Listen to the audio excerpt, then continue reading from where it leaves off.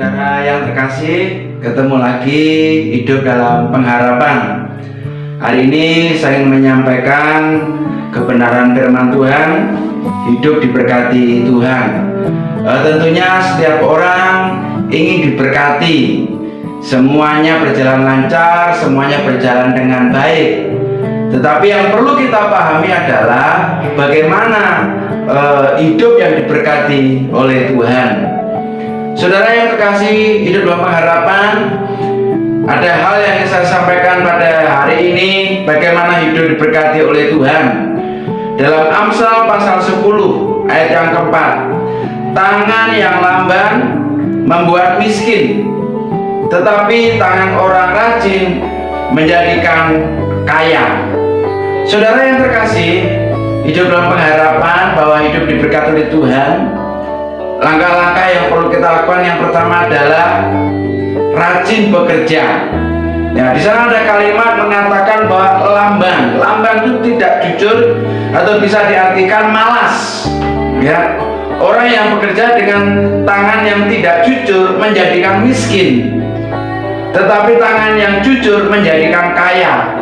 Jadi orang yang suka menunda pekerjaan itu juga namanya malas.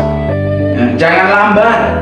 Nah, itu berbicara tentang lambat, tidak mau selalu mengerjakan sesuatu dengan cepat. Suka menunda-nunda, besok lagi, akhirnya nggak terselesaikan sehingga banyak pekerjaan kemudian menumpuk, akhirnya S3 ya sudah mulai stres ya, karena banyak pekerjaan, banyak menumpuk karena menunda-nunda, ya kan? Sudah mulai tiba-tiba kaku, stroke. Nah, bisa terjadi itu. S3 adalah stop karena suka menunda pekerjaan, stres, stroke, kemudian stop karena nggak mampu menghadapi. Oleh sebab itu, saudara yang terkasih, bagaimana hidup diberkati oleh Tuhan? Yang pertama adalah rajin. Jangan suka menunda pekerjaan. Jelas dikatakan bahwa tangan yang lamban membuat miskin. Jadi kalau miskin itu jangan menyalahkan orang. Kadang-kala kita perlu refleksi diri. Berarti saya itu orangnya males. Ya. Tetapi tangan orang rajin menjadikan kaya. Jadi kuncinya di sana. Hidup diberkati Tuhan. Rajin bekerja. Yang kedua, Amsal 10 ayat 22 dikatakan begini, berkat Tuhanlah yang menjadikan kaya, susah payah tidak menambahinya. Jadi hidup diberkati Tuhan. Yang kedua adalah memprioritaskan Tuhan, mengutamakan Tuhan. Susah payah tidak menambahi, bukan berarti kita tidak bekerja, bukan berarti kita tidak berusaha. Harus berusaha dengan semaksimal mungkin. Seluruh pikiran kita, tenaga kita, kemampuan kita, potensi yang kita miliki, kita berusaha. Tapi jangan lupa, susah payah tidak menambahi, tapi berkat Tuhanlah yang menjadikan kaya. Jadi terjemahan lain, saudara, susah payah tidak menambahi. Terjemahan lain mengatakan begini, karena berkat Tuhan sajalah yang menjadikan kaya. Kerja keras tak dapat menambahi harta. Jadi berkat adalah karunia Tuhan yang membawa kebaikan dalam kehidupan manusia. Jadi kerja keras pun juga tidak bisa menambahi harta, tapi berkat Tuhanlah yang menjadikan kaya. Jadi di sini susah payah tidak menambahi, tapi berkat Tuhanlah yang menjadikan kaya.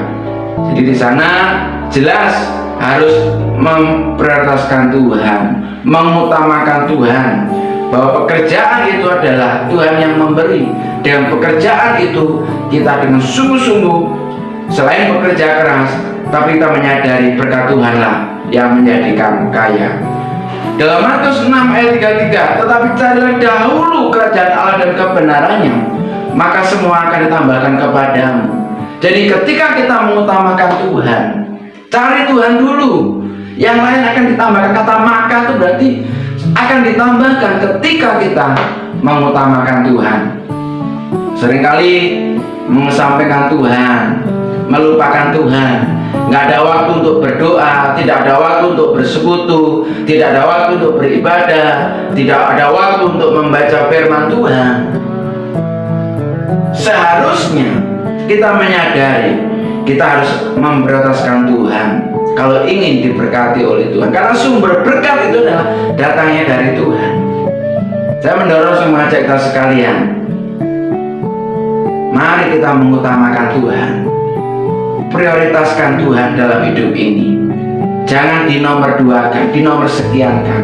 Ketika kita mengutamakan Tuhan, saya yakin bahwa hidup kita diberkati oleh Tuhan. Oleh sebab itu juga berbicara tentang kehidupan orang muda yang kaya. Dikatakan begini dalam Matius 19 ayat 20-23. Kata orang muda itu kepadanya, semuanya itu telah kuturuti, apalagi yang masih kurang. Sombong sekali ya orang muda yang kaya ini. Semua sudah kulakukan, apalagi yang kurang. Kata Yesus kepadanya, jika engkau hendak sempurna, pergilah, jualah segala milikmu, dan berikanlah kepada orang-orang miskin, maka engkau akan beroleh harta di surga. Kemudian datanglah kemari dan ikutlah aku.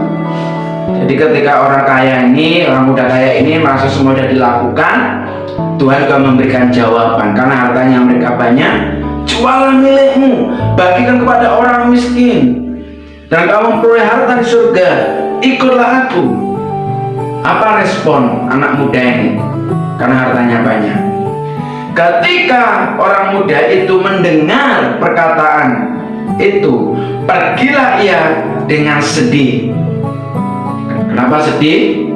Sebab banyak hartanya. Yesus berkata kepadanya, jadi kepada anak muda yang kaya ini, juga berkata kepada murid-muridnya. Yesus berkata kepada murid-muridnya, aku berkata kepadamu, sesungguhnya sukar sekali bagi seorang kaya untuk masuk ke dalam kerajaan surga. Saudara, kenapa anak muda ini tidak jadi ikut Tuhan? Dia ingin sempurna, dia ingin lebih baik lagi. Tapi ketika Tuhan berkata, jualah hartamu karena engkau kaya, bagikan kepada orang miskin, kamu akan menerima kerajaan surga. Tapi anak muda ini sedih hatinya dan meninggalkan Tuhan. Pertanyaannya adalah, ketika ikut Tuhan, apakah Tuhan tidak bisa mengembalikan? Saya pikir bisa. Tapi juga ikut Tuhan juga bisa pikul salib. Kita bisa kekurangan. Tetapi yakinlah, ketika bersama dengan Tuhan, memprioritaskan Tuhan, kita bisa hidup berkelimpahan. Jadi yang kedua, saudara, hidup diberkati oleh Tuhan. Yang pertama, rajinlah bekerja. Apapun pekerjaan saudara yang Tuhan percayakan, lakukan dengan segenap hati. Jangan menunda-nunda. Bekerjalah dengan sungguh-sungguh. Dan yang kedua, memprioritaskan Tuhan, utamakan Tuhan. Susah payah tidak menambahi. Karena berkat adalah karunia Tuhan yang membawa kebaikan bagi manusia. Berkat itu adalah pemberian dari Tuhan. Anak muda ini meninggalkan dan tidak bertahan karena hartanya banyak. Kan seringkali harta di sisi lain bisa menjadi berkat, tapi di sisi lain bisa menjadi penghalang untuk kita menerima keselamatan kekal.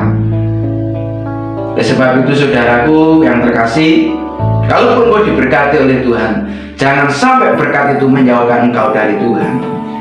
Kalaupun kau sedang dalam kesusahan dan kekurangan, jangan sampai itu juga menjauhkan hidupmu kepada Tuhan.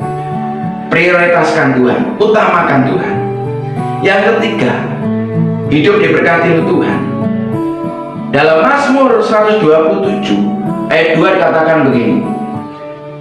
Mazmur 127 ayat 2. Sia-sialah kamu bangun pagi-pagi dan duduk-duduk sampai jauh malam, dan makan roti yang diperoleh dengan susah payah, sebab ia memberikannya kepada yang dicintainya pada waktu tidur. Sekali lagi, sebab ia memberikannya kepada yang dicintai pada waktu tidur. Saudara, tidur aja diberkati oleh Tuhan karena dicintai oleh Tuhan. Jadi yang ketiga, saudara, hidup diberkati oleh Tuhan, dicintai Tuhan. Pertanyaannya, kita dicintai Tuhan atau tidak? Atau Tuhan tidak suka dalam kehidupan kita, tingkah laku kita, pikiran kita, perkataan kita, tindakan kita tidak berkenan kepada Tuhan? Bagaimana hidup diberkati Tuhan? Yang ketiga, jelas dicintai Tuhan. Sia-sia kamu bangun pagi-pagi, duduk jauh sampai malam, makan roti yang dibeli dengan susah payah.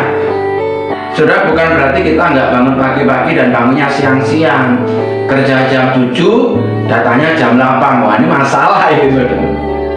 Jadi artinya di sini adalah sia-sia bangun pagi-pagi, duduk sampai jauh malam-malam. Apa? Yang dipikirkan hanya pekerjaan terus, pagi-pagi hanya bekerja, malam-malam duduk bekerja, pikirnya hanya pekerjaan. Tidak ada waktu untuk bertemu dengan Tuhan, supaya kita dicintai oleh Tuhan. Makan roti yang diberi dengan susah payah, tapi Tuhan memberi kepada orang yang dicintai walaupun masih tidur, saudara. Walaupun saudara tidur, kalau berkat Tuhan mengalir, saya akan dibangunkan. Oleh sebab itu saya mengajak kita sekalian, mari kita rindu dicintai oleh Tuhan, dekat dengan Tuhan selama masih ada kesempatan. Hidup diberkati Tuhan menjadi dambaan setiap orang. Jangan lupa rajin bekerja, apapun pekerjaan saudara. Jangan gampang mengeluh, jangan gampang protes. Ketika saudara punya pekerjaan, mengucap syukurlah. Bersyukur, oh ada pekerjaan. Ingat, pekerjaan apapun yang dipercayakan, lakukan. Jadi pekerjaan itu seolah-olah bukan untuk manusia, tapi untuk Tuhan. Bekerja, bagi Tuhan percayakan, rajinlah. Dan kedua, prioritaskan Tuhan, memprioritaskan Tuhan, mengutamakan Tuhan.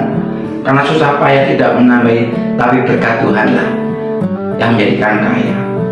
Dan yang ketiga, jelas dicintai Tuhan. Sia-sia bangun pagi-pagi, duduk sampai jauh malam-malam, yang dipikirkan hanya pekerjaan, tapi Tuhan tidak berkenan. Saya mengajak kita sekalian, apakah kita dicintai oleh Tuhan? Hidup diberkati oleh Tuhan. Mari menjadi dambaan kita semuanya. Tetap semangat hidup dalam pengharapan. Tuhan Yesus memberkati. Salam.